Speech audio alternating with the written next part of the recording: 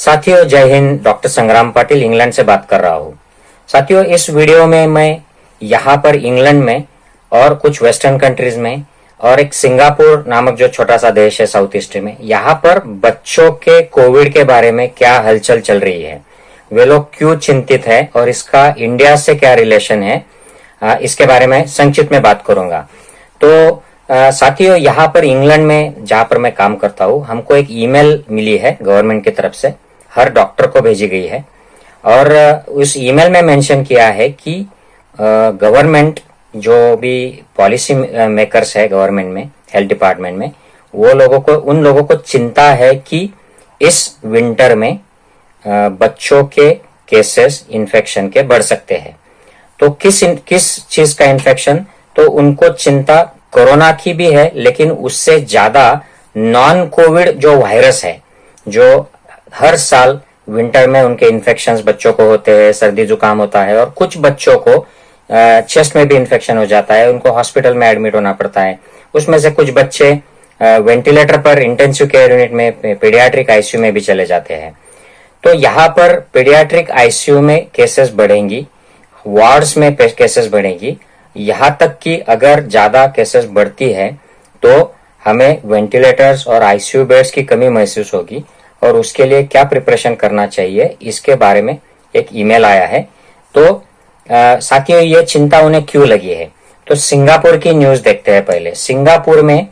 हमारे इंडिया में जो वायरस पाया गया है उसके केसेस मिली है और वहां पर कम्युनिटी में उसके 35 से 40 तक केसेस का ट्रांसमिशन हो गया है।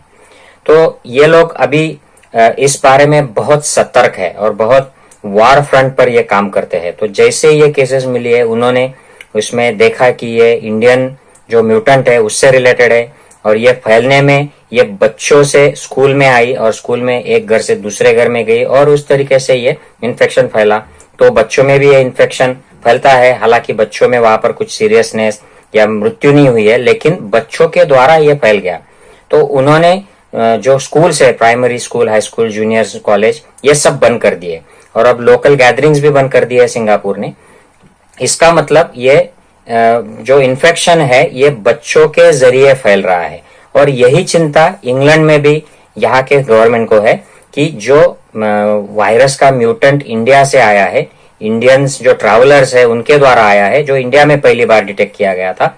B1617, उसके 0.123 टाइप्स भी, अलग अलग म्यूटेंट्स भी आ गए हैं। तो उसका जो फैलाव है ये स्कूल के बच्चों के द्वारा होता है और एक बच्चे से दूसरे बच्चे में, और फिर वो दूसरा बच्चा अपने घर ले जाता है और फिर ऐसे दूसरे घर में उसका फैलाव हो जाता है। तो इस वजह से इन लोगों को चिंता हो गई है कि स्कूल में मास्क जो लगा रहे हैं बच्चे, वो निकालना है या नहीं निकालना है, और कंप्लीट अनलॉकिंग जो होने वाला है जून के महीने में, वो करना है या नहीं करना है। तो जिस एरिया में ये केसेस फैल गए इंग्लैंड में, वहां पर अभी आर्मी उतर गई है, ब्रिटिश आर्मी, बहुत वार फ्रंट पर उसको, उस एरिया को टेस्टिंग किया जा रहा है, आइसोलेशन किया जा रहा है। वहां पर वैक्सीनेशन भी बढ़ा दिया है यहाँ के गवर्नमेंट ने। जो 2 डोसेस के बीच में 12 हफ्ते का अंतर रखने वाले थे, अब वो 8 हफ्ते का घटा दिया है और जल्दी से सेकंड डोज देकर लोगों की इम्यूनिटी बढ़ाने के लिए ये प्रयास किए जा रहे हैं। लेकिन ऐसे चलते हुए आगे आगे क्या होगा, इसका जो प्लानिंग गवर्नमेंट्स करती है, जो डिजास्टर प्रिपेयर्डनेस और मैनेजमेंट की जो तैयारियां होती है, जो पिछले साल जनवरी में भी ब्रिटिश गवर्नमेंट ने की थी, जैसे जो आईसीयू की नर्सेस नहीं है उनको ट्रेनिंग देना आईसीयू का, वेंटिलेटर्स का, जो आईसीयू के डॉक्टर्स नहीं है, सर्जन, फिजिशियंस, उनको भी आईसीयू के बारे में ट्रेनिंग देना। तो ये इंग्लैंड में जब आईसीयू फुल हो गए और 5-6 टाइम्स आईसीयू की कैपेसिटी बढ़ गई, तब ये जो लोग ट्रेन हुए थे इन्होंने ही पेशेंट्स को बचाया। तो वैसे ही पीडियाट्रिक्स में भी तैयारियां चल रही है। लेकिन कोविड जो इन्फेक्शन करेगा, ये बदलेगा और बच्चों को अफेक्ट करेगा, इससे ज्यादा चिंता इंग्लैंड में यह है कि जो वायरसेस हर साल आते हैं, जो 2 साल पहले भी आए थे, लेकिन पिछले साल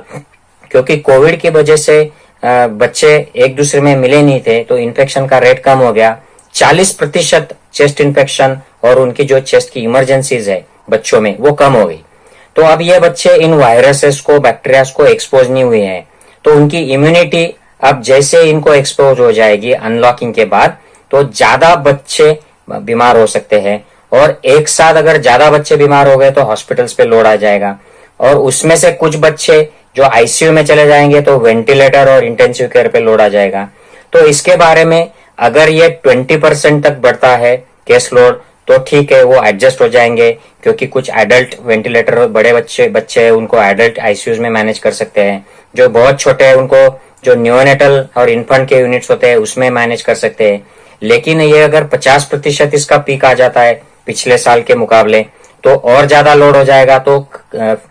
शायद वार्ड्स में वेंटिलेटर्स लगाने पड़ेंगे और नॉन पेडियाट्रिक लोगों को ट्रेन करना पड़ेगा, नॉन इंटेंसिव केयर लोगों को ट्रेन करना पड़ेगा। तो इसकी अब तैयारियां शुरू हो गई है। और अगर ये 100% पिछले सालों के मुकाबले बढ़ जाते हैं केसेस, और वो भी अगर एक साथ बढ़ती है तो बहुत ज्यादा स्ट्रेन आएगा, तो इनको ये चिंता है। लेकिन ये सब मैथमेटिकल मॉडल्स है साथियों, इसमें कितना इन्फेक्शन बढ़ेगा नॉन कोविड का और कोविड का कितना धोखा रहेगा, क्योंकि अब वैक्सीनेशन तो लगभग एडल्ट्स का 60-70% हो चुका है, तो शायद कोविड की रिस्क ज्यादा नहीं होगी, लेकिन नॉन कोविड की जो विंटर में रिस्क बढ़ जाती है उसके बारे में इन देशों को चिंता है। तो ऐसे यहाँ पर प्रिपरेशन चल रहा है।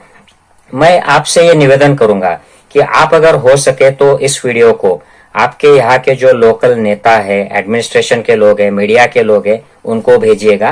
ताकि उनके द्वारा आपके स्टेट की जो सरकारें हैं उनको, हेल्थ डिपार्टमेंट को ये इंफॉर्मेशन पता चले, और वो भी अगर पीडियाट्रिक्स में कुछ प्रॉब्लम होने वाली है आगे जाकर, अगर कोई कोविड का म्यूटेंट आता है जिससे बच्चों में ज्यादा इन्फेक्शन होता है या नॉन कोविड का इन्फेक्शन बढ़ता है, तो उसके लिए वेस्टर्न कंट्रीज में कैसे प्रिपरेशन किए जा रहे हैं ये उनको भी पता चले और वो भी सतर्क हो जाए, और वो भी इस बारे में ज्यादा से ज्यादा इंफॉर्मेशन अपने लेवल पर निकालने में फिर उनको वक्त मिलेगा, एक उनको सजेशन मिलेगा। तो please share this video and take care, bye bye. National Dastak की आपसे गुजारिश है कि अगर इसको बचाना चाहते हैं तो नेशनल दस्तक को सब्सक्राइब करने के लिए रेड कलर के सब्सक्राइब बटन को दबाएं,